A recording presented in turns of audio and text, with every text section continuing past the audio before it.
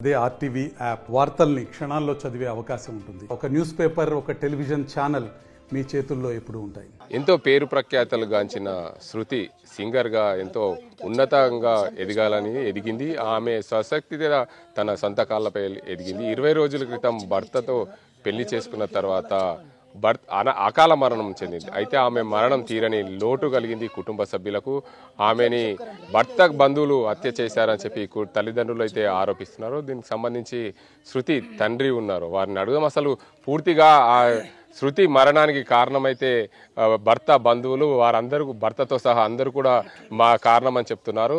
అసలు ఏం జరిగింది, శృతి మృతి చెందడానికి గల ప్రధాన కారణం ఏంటి, వీళ్ళు తల్లిదండ్రులు ఏమంటున్నారు, అసలు ఆ భర్త ఎందుకు శృతిని చంపాడు అనే కోణంలో పూర్తిగా తల్లిదండ్రులు ఏమని ఆరోపిస్తున్నారు. భర్త శృతితో ఉండి అసలు ఏమి ఆలోచించి ఏమి ఆశించి పెళ్లి చేసుకున్నాడు, 20 రోజుల తర్వాతనే ఎందుకు చంపాల్సి వచ్చింది అనే అంశానికి సంబంధించి శృతి తండ్రి ఉన్నారు, వారిని అయితే అడిగి తెలుసుకుందాం అసలు ఏం జరిగింది అనే అంశానికి సంబంధించి. చెప్పండి, మీ పేరేంటన్నా? నా పేరు రమేష్.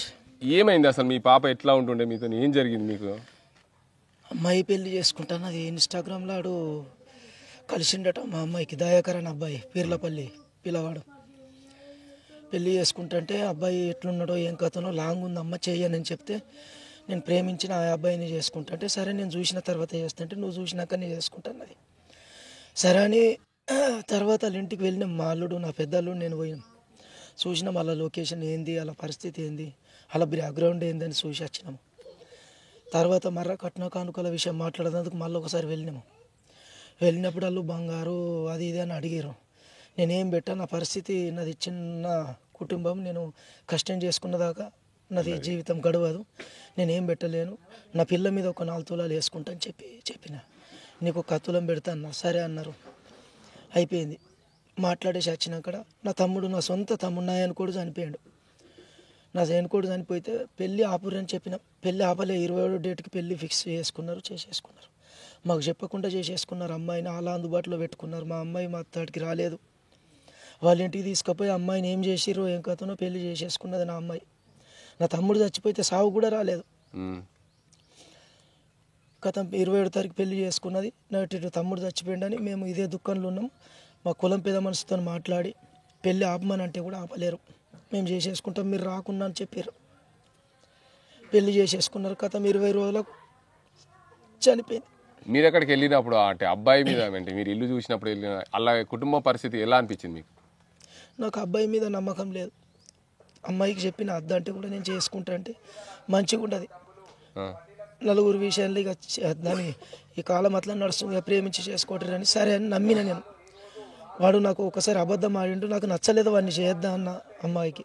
నేను చేసుకుంటా అని చెప్పి అమ్మాయిడికి రాలేదు. ఇక అమ్మాయి ఏమనుకున్నదంటే ఇంటికి పోయితేనంటే నాన్న నాకు ఆ పెళ్లి చేసేటట్టు లేడు అనుకొని అమ్మాయి ఆల మోజులో పడి అటే పోయి పెళ్లి చేసుకున్నది. కథం 20 రోజులకు కథం హత్య చేసారు. ఈ హత్య చేసిన అంటే ఏమని, డబ్బుల కోసం ఏమన్నా అడిగినట్లు గుర్తు? మదర్కు ఫోన్ చేసింది, వాళ్ళ మదర్కు శృతి మా భార్యకు ఫోన్ చేసి 5 రోజుల కింద ఫోన్ చేసి అమ్మ మంచిగా ఊరు అంటే అన్ని మాట్లాడినాక అమ్మ మంచిగా ఉన్నాను అంటే ఏం మంచిగా ఉన్నాను, నాకు పరిస్థితి మంచిగా లేదని చెప్పిందట. నాకు ఎటో నడుస్తున్నది, నాన్న అద్దన్న పెళ్లి చేసుకున్నా, నా బాధ నేను కూరుస్తున్నా అని చెప్పి నాకు వేధింపులు పెడుతున్నారని చెప్పిందట. 20 రోజులకి ఇది కథ. మీరు చివరిగా ఎప్పుడన్నా మాట్లాడారా? నేను మాట్లాడలే, నాకు మాట్లాడలేదు. మీ వాళ్ళ అమ్మనే మాట్లాడారు? అమ్మ మాట్లాడింది.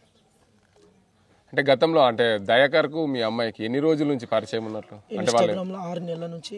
6 నెలల నుంచి? 6 నెలలకే ఇలా అయిపోయింది.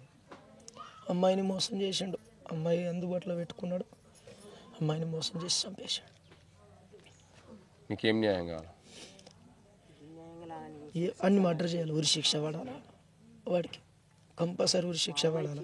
వాడు సావుకు వచ్చిండని ఛానల్లో ఇస్తున్నారు. ఆడవాడు సంతోష్ అట అదే ఛానల్లో, వాడికి మంచిగా బుద్ధి చెప్పేటట్టు మీ ఛానల్ వాళ్ళకు నేను దయచేసి ఒకటే కోరుకుంటున్నా, వాడు ఛానల్ బంద్ కాల. వాడు ఎట్లా చెప్తున్నాడు, వాడు దయాకర్ సావుకే రాలే, చంపేసి పరాలలో ఉన్నాడు, మాకు దొరకని లేడు. మేము పోయినాము, గజివెల్లి లేచి అమ్మాయిని ఆడ ఊరేసిన జాగల అమ్మాయి లేదు. గజివెల్లికి ఎట్లా తీసుకొస్తారు? ఈ పోలీసు వాళ్ళు కూడా మాకు న్యాయపరంగా మాట్లాడతలేరు. పోలీసు వాళ్ళు చేసిన కథలు ఇవన్నీ, పోలీసు వాళ్ళు కుటుంబము మళ్ళీ మొత్తం గ్రామస్తులు చేసిన కథలు ఇవన్నీ. మాకు ఏ న్యాయం కరెక్ట్ లేదు ఆడ. మాకు ఆడ పోయిన జాగాల పరిస్థితి ఊరేసుకున్న జాగా కరెక్ట్ లేదు. అమ్మాయిని చంపేసారు, హత్య చేసారు అమ్మాయిని. పోలీసు వాళ్ళు కూడా మేము చెప్పినాం. నాకు అక్కడ నుంచి సర్పంచ్, పీర్లపల్లి ఊరు నుంచి సర్పంచ్ ఫోన్ చేసి మీ శృతి అమ్మాయి చనిపోయింది అంటే, ఎట్లా చచ్చిపోతుంది నా అమ్మాయి 20 రోజులకి ఎట్లా చచ్చిపోతుంది అని అడిగితే, ఊరేసుకున్న చచ్చిపోయిందంటే ఊరేసుకున్న జాగాలు అట్లనే ఉండాలా, నేను వచ్చిందాక అమ్మాయిని తీయకూరి ఆ జాగాలకు వెళ్ళని చెప్పిన. ఎట్లా తీస్తారు ఈ కానిస్టేబుల్, ఎట్లా ఈ ఎస్ఐ, ఎట్లా ఈ సిఐ ఎట్లా పోయి తీసుకొస్తారు అమ్మాయిని? మేము వచ్చేదాకా ఉంచాలా కదా. నాకు ఇదే న్యాయం కాదు. పోలీసుల నుంచి రక్షణ లేదు నాకు. పోలీసు వాళ్ళు న్యాయంగా చేస్తలేరు. పిల్లగాడికి దయాకర్కు డబ్బులు ఏమో అందుకొని అటే మాట్లాడుతారు, మా ముఖాన మాట్లాడతలేరు. అంటే అమ్మాయి వాళ్ళకుంటే ఏమన్నా ఆనవాళ్ళు గుర్తుంటాయి కదా మీకు, మీరు చూసారా? ఆడ లేదు, ఆనవాళ్ళు ప్రారంభంగా అయితే లేదు. మేము చూసినాం అన్ని. మా ఊరు నుంచి 10 మంది పోయినాం, అక్కడ చూసినాము. మాకు ఎంతమంది వచ్చిన వాడికి పోయి చూస్తామంటే మాకు పోలీసు వాళ్ళు కూడా అక్కడ రానియలేరు. ఎంత 5-6 ఊరు రాలా ఆడ మీకు అస్తిమంటే కేసు చేస్తాం మీ మీద అని చెప్పారు. మా మీద కేసు చేసేందుకు వాడేవాడు పోలీసోడు, వాడేవాడు. వాళ్ళకు డబ్బులు అందినాయి సార్. మీ ఛానల్లో నేను చెప్తున్నా ఈ మాటలు ప్రతి ఛానల్కి అందాలా. వాడు సంతోష్ అనే ఛానలోడు దయాకర్ సాగుకు వచ్చినట్టు చెప్తున్నాడు కదా, వాడు ఛానల్ బంద్ కావాలా. వాడు వచ్చినట్టు ఇక్కడ ప్రూఫ్ కూడా లేదు.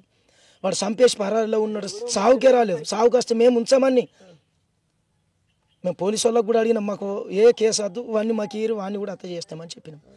మా అమ్మాయిని ఎట్లా చంపేసిండో వాడిని చంపేస్తాం, మాకు ఎలాంటి కేసు వద్దు అంటే కూడా వాడిని దాస పెట్టేశారు. అరెస్ట్ చేసినామన్నారు మాకు పోలీసులు. కానిస్టేబుల్ వాడికి అన్నాము మాకు చూపిరు, మరి వాళ్ళని అరెస్ట్ చేసినట్టు మాకు చూపిరు అంటే వాళ్ళంటి ఎలాంటి ఆనవాళ్ళే లేవాడ. వేసిన చున్ని చూపించమంటే చూపించలేరు మాకు. వాళ్ళు అంతా పోలీసు వాళ్ళతోనే జరిగింది ఇదంతా. విలేజ్ వాళ్ళు హత్య చేసిరు. అబ్బాయి, ఆ అమ్మాయి, వాళ్ళ అమ్మ, నాన్న, వాళ్ళు ముగ్గురు కలిసి హత్య చేశారు. చిక్కి ఆ అమ్మాయికి మేము ఫోన్ చేసి మేము మాట్లాడుతూనే ఉన్నాం, నా అమ్మాయి దూరం ఉన్నది అని చిక్కికి మాట్లాడుతూనే ఉన్నాం. శృతితో వాడే అమ్మాయి చిక్కి వాడుతుండే. ఆ అమ్మాయికి మేము కాన్ఫిడెంట్గా మొత్తం మాట్లాడుతూనే ఉన్నాం. బుజ్జి నువ్వు మంచిగా జాగ్రత్త, నా బిడ్డను చూడు, నేను దూరంలో ఉన్నా, నువ్వే అమ్మ, నువ్వే నాకు ధైర్యం అని చెప్పుకుంటూనే ఉన్నా. నేను ఆ అమ్మాయితో రోజు మాట్లాడుతున్నా, నా బిడ్డతో మాట్లాడకుండా అమ్మాయితో మాట్లాడుకుంటూ రోజు ఏం జరుగుతుందని మాట్లాడుతూనే ఉన్నా. నేను మంచిగా ఉంది నాన్న, కానీ అది నాకు పెళ్లి చేసుకున్న 10 రోజులకు అబ్బా నాన్న చెప్పిండు కానీ నేను నిన్నపోయి అని చెప్పిందట శృతికి.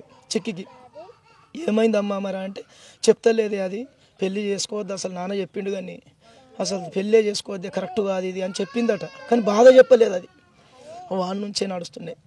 వీడు హత్య చేసిండు దయాకరు సార్. మీకు దయచేసి చెప్తున్నా, వాడు సంతోష్ అనే ఛానల్ వాడు మాత్రం మాకు అడుగు ఏడగానేసి అన్ని చంపేస్తాను నేను.